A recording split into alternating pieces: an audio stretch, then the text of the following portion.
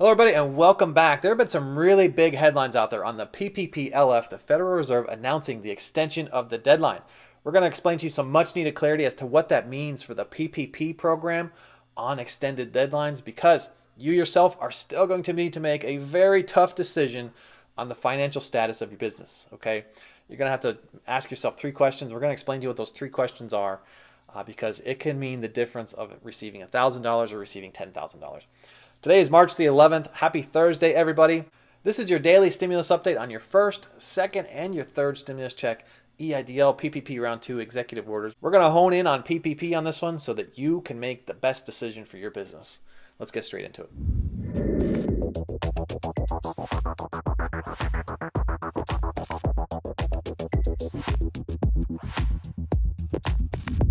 Welcome back, everybody. I'm Edward Bilder. To all my loyal subscribers out there, welcome back for another video. And if you're joining us for the first time today, welcome. Consider becoming a subscriber. If you could do your part, like, share, comment, and subscribe. Every time you touch the like button, YouTube recommends this video to more and more people, because there is a really large decision you need to make with your PPP loans, okay? Because the deadline is coming up and there are extensions floating out there. We're going to talk about all that and more, get you guys straight into your PPP news. Okay, let's start out with some clarity on what kind of deadlines have been extended and what deadlines are remaining the same, okay? Because big headlines hit the news the other day, and it was that the PPPLF is extending their deadlines. And they totally have the authority to do so, okay? The Federal Reserve, which is where the PPP liquidities facility is run through, has the authority through the Secretary of Treasury to extend the deadline to make funds available to the SBA to keep funds flowing to all of you, all right? Now, during the CARES Act, this wasn't something they did. Once the deadline was struck, and pretty much everything stopped, okay? And in this scenario, it appears that the funds will still come. Applications can be processed after the fact, and then you would see the result of that downstream. Okay. Now, the only members out there that have the authority to change the deadline on the applications is Congress, of course, all right? But this sets the framework to get that done, okay? Because if the Treasury Secretary can extend this date, it's only natural that, with all these changes going on, gross income coming into play, and all these new rules, and the new bill is being passed, right? Oh, by the way, the new bill is being passed, another $7 billion going over there. It's going to naturally have to extend the overall program, right? Why would you send another $7 billion if it's just going to sit there and do nothing, okay? Essentially, it sets the framework up to have this whole thing expanded on the deadline. And it's very important right now, if you're a filer today, you need to ask yourself three major questions, okay? You could run the risk of taking zero. You could run the risk of taking a lower amount. Or you could wait this out and potentially get more money. I'm going to repeat those three questions here just a little bit later so that you can make a strategic decision about your business, the financial health of it, and whether or not you're going to go with zero, a smaller amount, or the full amount off the gross income. So let's get into it. If you haven't already done so, you can support the channel by tapping that old like button. It really helps us out here, and it helps YouTube recommend this videos to other people. And you could also share this on your Facebook or Twitter, help spread the message that way. Join us on other videos where we talk building wealth strategies through passive income, real estate, royalties, and the stock market. We'll let you know as those videos come out. Now, let's be more clear on what exactly you need to ask yourself, okay? Because the deadline for the application at the SBA that's set by Congress, that ends on March 31st, 2021. Okay, so you need to make a decision right now. And I mean, this could be the difference between getting yourself a loan for nothing, $2,000 or $20,000. I mean, it could be that drastic, right?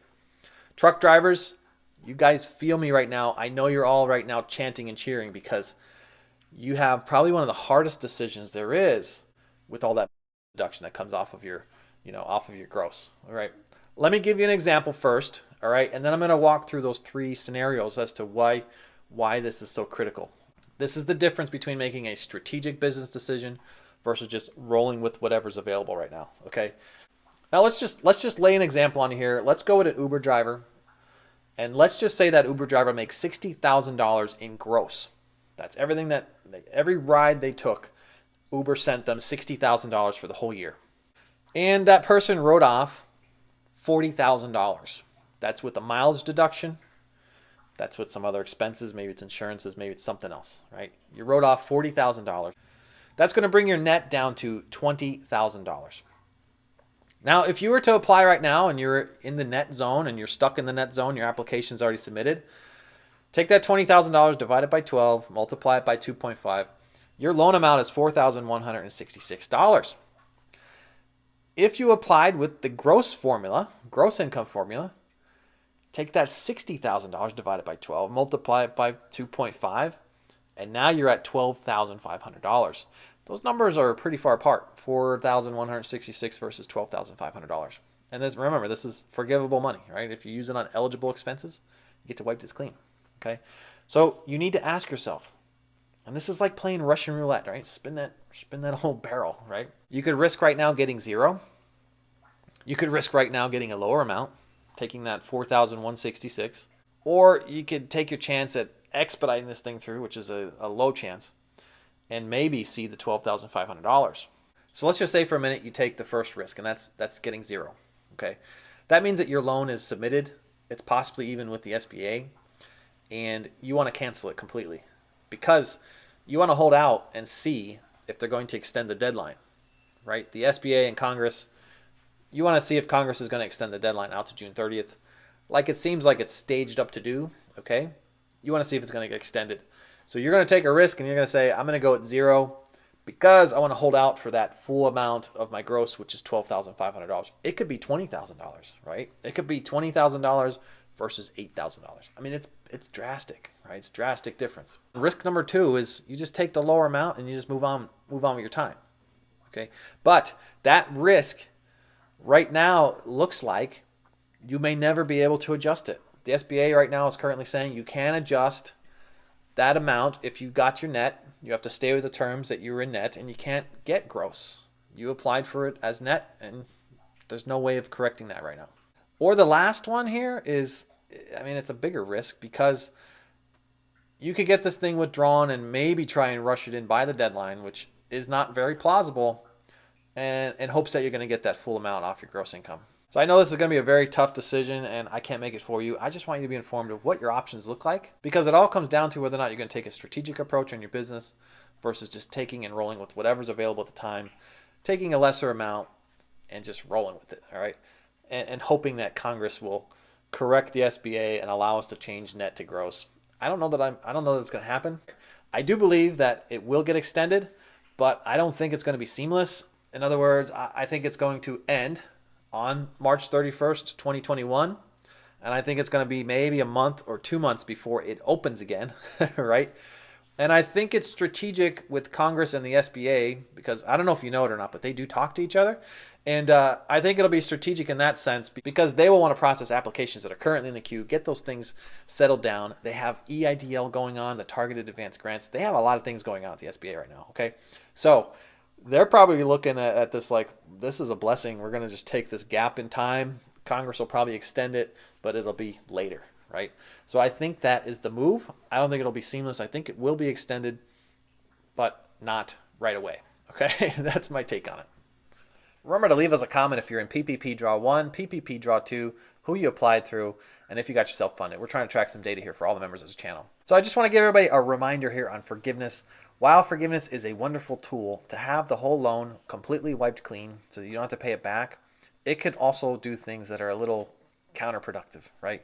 So it could delay new funding for draw number 2, and it could potentially prevent you from ever being able to go and adjust from your net income to your gross income if you've already received funds as a net income filer. Forgiveness has caused delays with many banks that if there is a forgiveness application open on file with the SBA, that when you go to submit your new application for draw number 2, the SBA views this as having 2 applications open and you're only allowed to have 1 application open. So it doesn't allow the draw number 2 application to get through.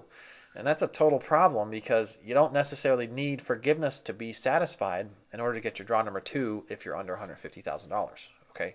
So that's a big problem. So it's up to you, but you can go out and withdraw your forgiveness if your draw number 2 is stuck somewhere in limbo and maybe your local branch just doesn't know or understand why. It's most likely because you have a forgiveness application on file, okay? So check with your local branch and see if you're stuck in any kind of delay like that. Now, forgiveness has prevented Schedule F farmers, using a little historical reference here, from going and getting their gross income if they've already applied with their net income. Schedule F farmers were allowed to make the change from their net to their gross, okay, which we believe should also happen with Schedule C filers. And the only thing that would stand in their way is if they filed for forgiveness and had it approved. A Schedule F farmer, if they filed for forgiveness and had it approved, basically it was like, your application is done and over with.